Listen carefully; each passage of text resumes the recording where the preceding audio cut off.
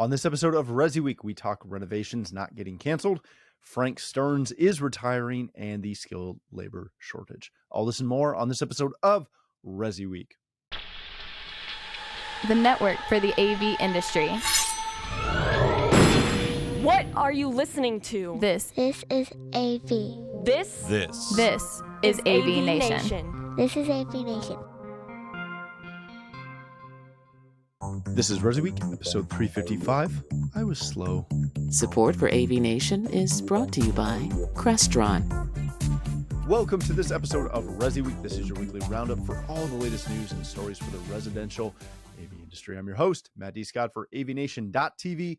And this week I'm pleased to be joined by two of my good friends. First, we have Amanda Wildman. She's the co-owner of TruMedia Home over in the great state of Michigan. How you doing, Amanda? I'm doing great. Thanks so much for having me again, Matt. Thank you for being here. And then we have my good friend, the Florida man himself, Mr. Seth Johnson. He is a software development manager at BlackWire Design. How you doing, Florida man? Doing great. Notice you didn't say the great state of Florida because I should have. All right, let's kick this off with a story that comes to us from Residential Tech Today.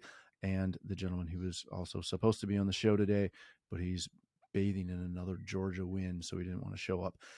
The home renovation projects are going to continue into 2023 despite economic uncertainty.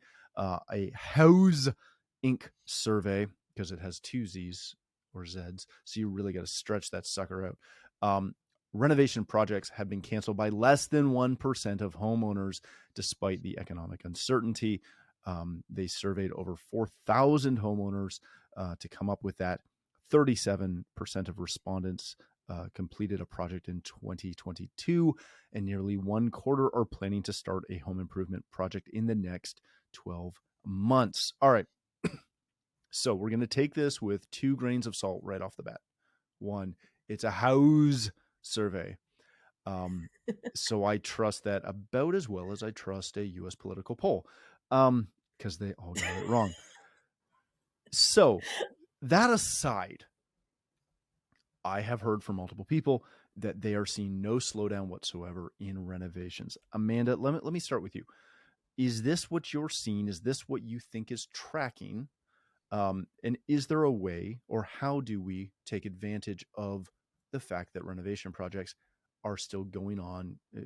It seems with the juggernaut that it has been the last year and a bit. Well, I think the reason that people aren't canceling is because they've had these projects planned for a while, and everybody has like the whole jealousy or the FOMO, or what are you calling it, when they see all of their friends posting all of their pictures of all their renovations of their kitchens that they did over the pandemic, or their, home renovation, things like that. So people, once they finally get a contractor, they aren't going to cancel on it, because I think they've waited so long to get people because everyone's been so backed up. But one of the things that I found really interesting in that article too is they said 37% of people are struggling to find the people that they want to work on the project. And I will tell you, like, my mom wants to renovate her kitchen right now. And I honestly told her, I'm like, save up your money right now and just wait, because anybody that is not busy right now is not good. I think all of the good people are busy. So unless like you're planning on like booking up with somebody like for the next, 12 to 18 months out, if they're available, like if you call them and they're available in the next 4 to 6 weeks, they probably aren't stellar. You got to ask why they're free, why they have free time. Correct. So I would be, worried a little bit about that. So, I think definitely take their time. And I think the people that aren't canceling is because they've seen how long it's taken. Mm-hmm. And if they've accumulated their team that they trust, the people that they've worked with through this, they don't want to cancel because they don't know when they're going to get those people back again. So they're going to keep those projects on the docket. Very good point. Seth, I get concerned when I see these. For the same reason I get concerned when the U.S. Fed redefines recession when they enter a recession, right? It's all made up, Matt. What are you worried about? I know it is, but there is a very weird disconnect right now with what the market and the industry and the cost of goods is doing, and the general populace that is like, yeah, it's not weird that I'm paying 4 times what I used to pay like 6 months ago for milk. That's not odd at all. But when I talk to people about what they're doing with their projects and with renovations, that doesn't seem to be a concern. And by extension, when I talk to other people in the industry, like our industry, the outlook is very rosy, whereas I'm fairly bearish on what's going on right now. Is this just what Amanda alluded to, that people have finally found contractors, or they finally got on a list to get their project done, so it doesn't matter what's going on, they're just going to keep going forward? Well, I mean, it's not just that too. In the same thing here, the same amount of people, 37% said that they couldn't get the products that they wanted, or they were having trouble finding them. So, yeah, I think once you get to the end of that road, people like nice things, and if you have work lined up and you have all the products sitting there to have it done, get it done. It's not like it's going to bring down your home value or anything like that. If you're going to invest later on, or you wanted to move, it's actually hard right now. Like if I wanted to move, I could sell my house for a lot of money, but I have nowhere to move to. Like I kind of like where I live. So there's some good real estate down in Sanibel and Fort Myers. It's very cheap. Oh yeah. To fix her upper, but you're buying land in some cases there. Be nice, Matt. Be nice. Come on. Don't kick them while they're down. Come on. No, that's my spot. I'm shopping right now. Who are you kidding? Yeah. No, it's beautiful down there too. Not right now, but it will be. I mean, stuff grows back. So yeah, it'll be fun. But yeah, I think it's a matter of just people wanting their nice things, and I don't think that's going to stop them. I don't think that people have really seen for a while now the numbers that scroll across the bottom of the ticker making any sense to their lives at all. And I think there's a big disconnect between consumers and what those funny money numbers are, because really it's just made up at the end of the day. Wow. There's the hot take. The hot take from millennial, right? So yeah, exactly. It's all made up. It doesn't take matter. That for what it's worth. Oh gosh, this is going to be the show. All right, let's change topics for a second, but kind of not really. This comes to us. No, not at all. We're in one great vein, thanks to our producer Mitchell today. This comes to us from CE Pro. Frank Stearns, a good friend of the show, a good friend of mine, a friend of Amanda's, and literally everybody. I think has come across Frank over the years. He is going to step away and retire at the end of the year after 42 years in our industry. He worked for Niles, Sony, Sound United, among a couple others, I believe. Literally just one of the great guys within the industry. Read the article. It's a great little interview about what he's planning to do and a nice look back over his career. One of the things that this brought to mind, and again, congratulations, Frank, enjoy your retirement, yada, yada, yada, yada, yada. Seth, one of the things that I think about when I see these, there has been a large number of industry veterans over the last little bit, and presumably in the next couple of years, that are all going to retire. We're seeing a huge swath of people within the industry retire and leave because they're hitting that age where that's what you do. What are we doing or is there anything we can do to try and maintain some of that knowledge? Because some of these people they've been around for years. They've seen every problem and every issue. And I'd like to think that they've handed that knowledge down, but we know it doesn't always work like that. Yeah, no, it really doesn't. There's a lot of guys that I know that are getting up there that aren't pulling wire anymore. You know, yeah. I definitely don't want to do that if I were to get back into that side of the industry. But I definitely have a lot of knowledge built up from my days actually pulling wires. So it's not like sharing that. I'm probably not a good wire puller. Never was. I did a good job. I was just slow, and that's a problem. But they're having like a complete like business outlook and everything, like having the complete process of the business that we have all kind of collaborated and put together with, like, I think about what we do as AV integrators and all of the things that we get involved with, and there's just not any trade like it out there. You could be doing high-end projector theater one day and then drilling holes for a central vac the next day, and there's not a trade on earth that really does such a different spectrum, a full spectrum of product and product design and installation than the AV integrator that's out there today, depending on what business they get in. So yeah, I mean, it'll be interesting to see what happens when we get a bunch of, young, what do they call them these days? They call them hardcore snappers. hard. They want to have the hardcore business and get in there and work really hard. But at the end of the day, it's like, what are we working for? Like, we're working to put food on our table and to have, nice things. You get your renovations done at home and that kind of thing. But it's nice to see retirement on the table for people in the industry, for sure. Yeah, that's a really good point. Amanda, you're in the boat that I think a lot of us are as an integrator, as the owner of an integration firm, and a very good integration firm, but also not a 50-person company firm. There's a handful of those.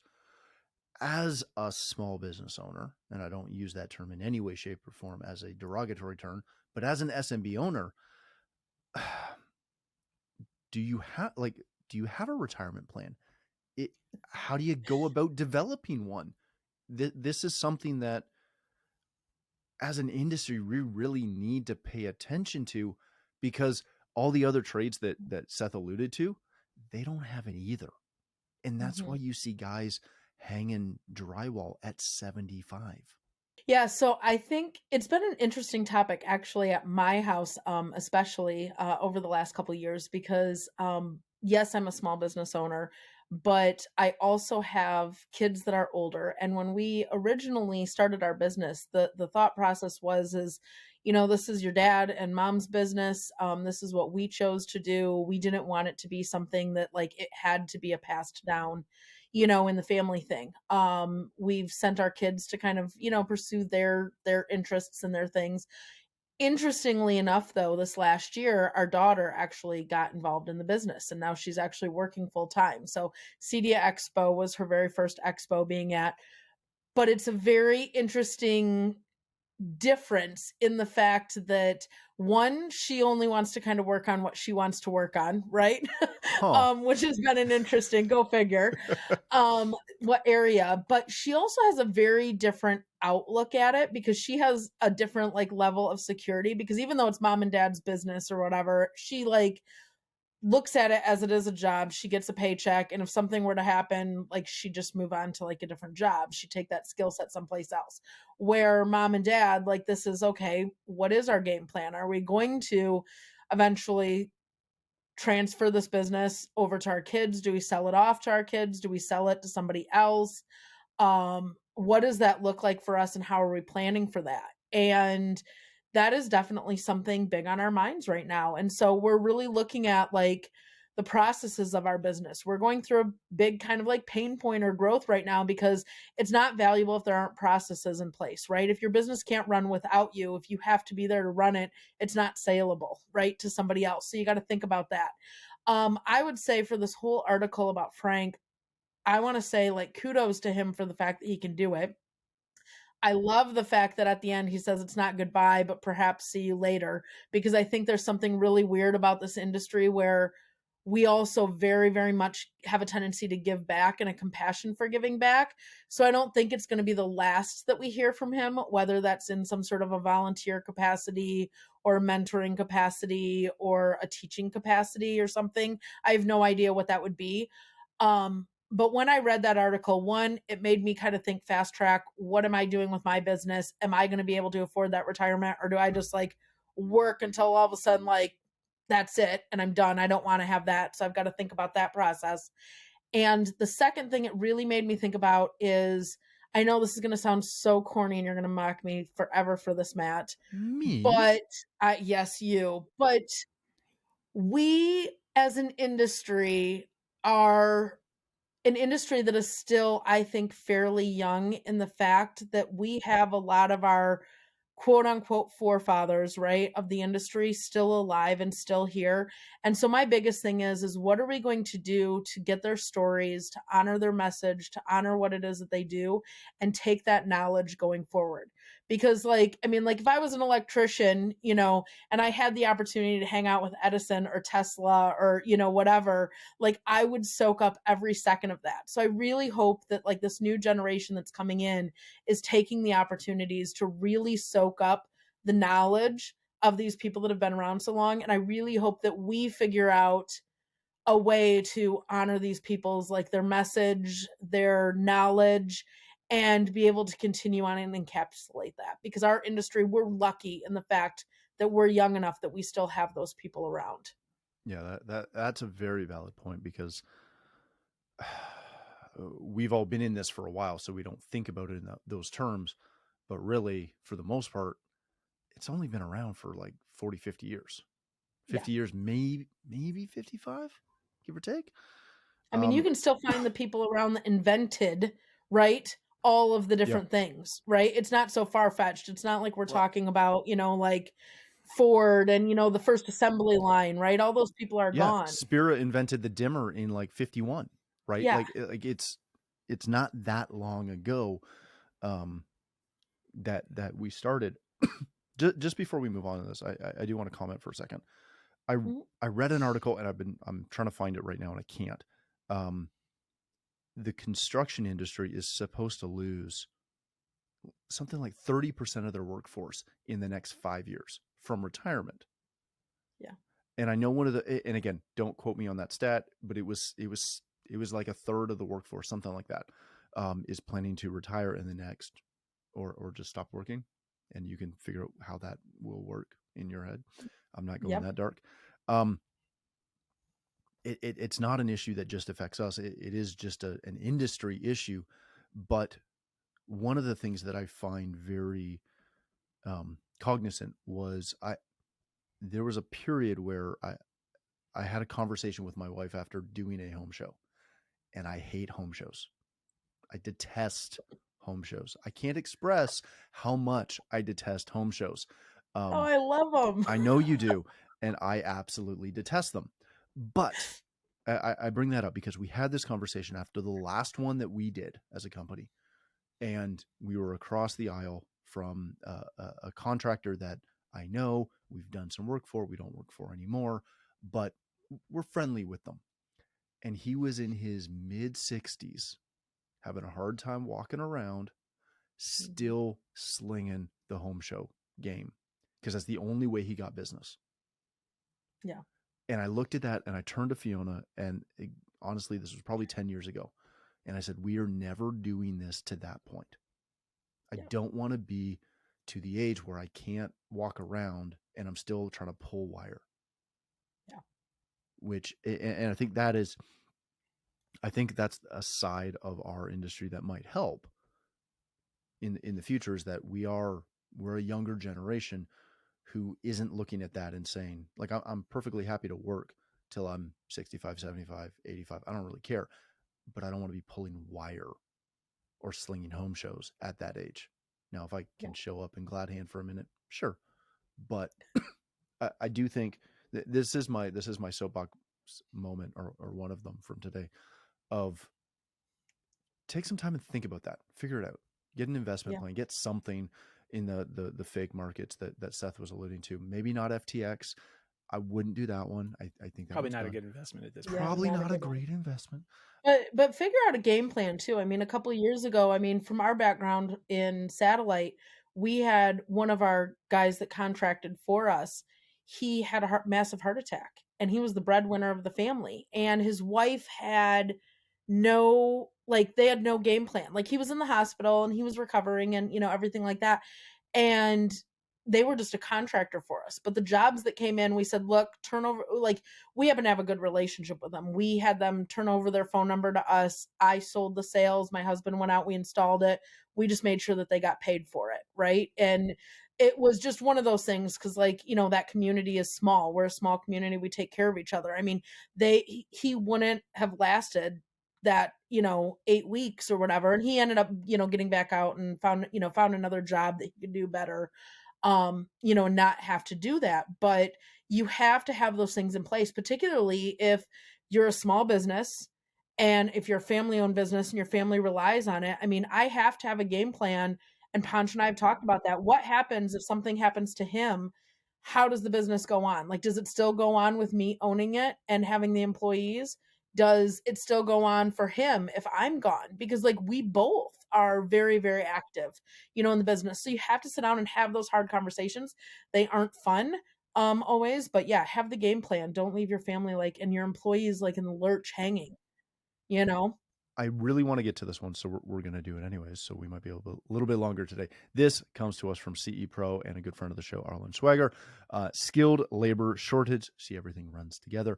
A smart stage session branches out for recruiting ideas, featuring prep techs Paul Starkey and obviously TruMedia's Amanda Wildman. Read through the article, watch the talk on YouTube. Amanda, this is a wonderful thing that you do, and heck, I think I saw you post something on Instagram like 3 days ago of I think you and Morgan out at what looked like a middle school doing a training or an info session, if you will, on what our industry does, and trying to get out there and preach that message about the channel. Is this a long game?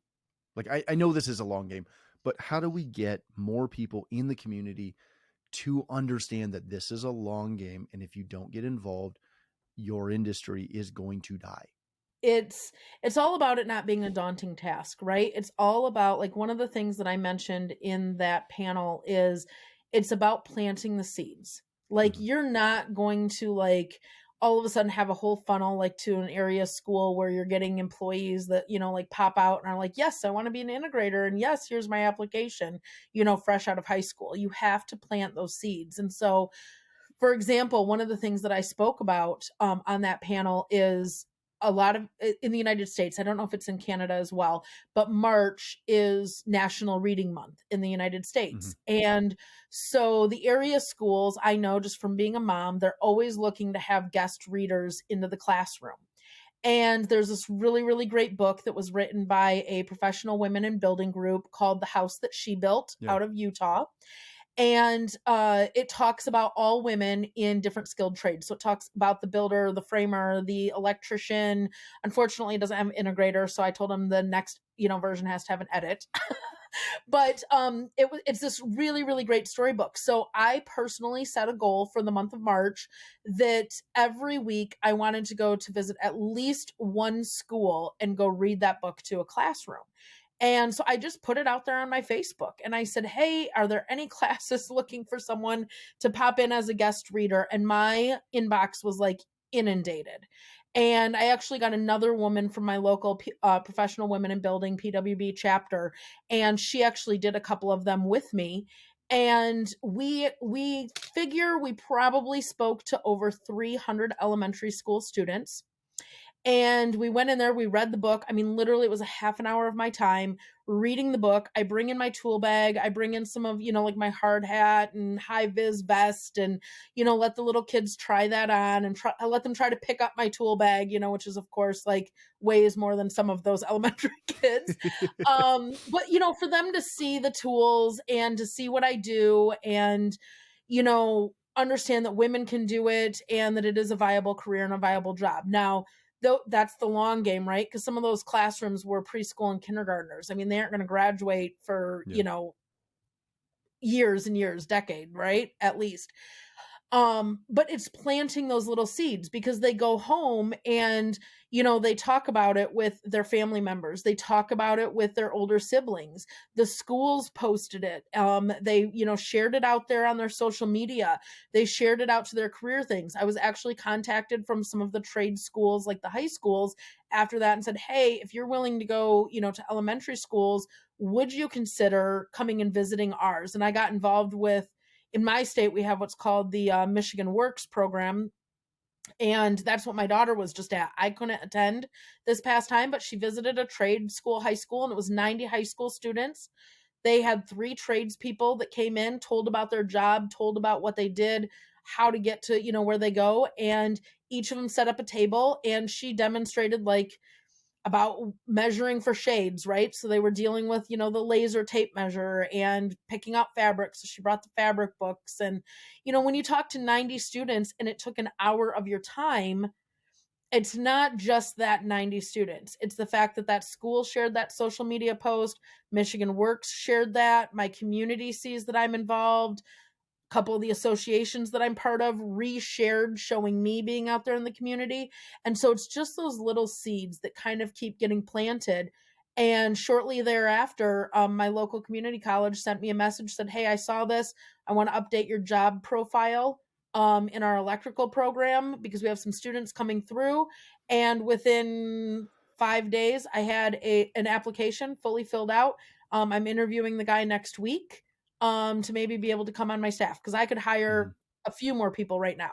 But it's those little seeds being planted all the time, and depending on community partners to help spread that word, that's so, so important. But if you don't start now, I mean, you're already super, super far behind. So it doesn't have to be a big thing, just something small. Yeah, that's a really good point. Seth, obviously we need to continue to encourage the industry to follow Amanda's lead and get out there in the community and talk to people about what it is that we do. That doesn't solve the short-term issue though, right? And I feel that too often, because the long game is a long game, people also don't get involved in that one either. Is there anything that can be done right now to try and solve the short to mid long-term game of trying to get more people available, or heck, just more bodies in seats trying to do something? Can we do anything, or are we just stuck?